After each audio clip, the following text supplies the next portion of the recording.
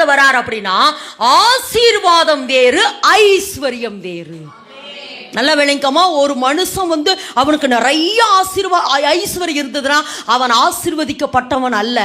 வேதத்துல ஒரு வசனம் இருக்குது, கர்த்தருடைய ஆசீர்வாதமே, நல்லா சொல்லுங்க, கர்த்தருடைய ஆசீர்வாதமே ஐஸ்வர்யத்தை தர. அதாவது இன்னைக்கு கர்த்தர் எப்படி நம்ம கிட்ட சொல்ல விரும்புறார் அப்படின்னா, இன்னைக்கு நீங்க வாஞ்சிக்க வேண்டிய ஒன்னே ஒண்ணு, ஐஸ்வர்யம் தேவை ஆண்டவரே, ஆனா இந்த ஐஸ்வர்யம் எனக்கு எப்ப வரும்னா நீங்க என்ன பிளஸ் பண்ணுனா.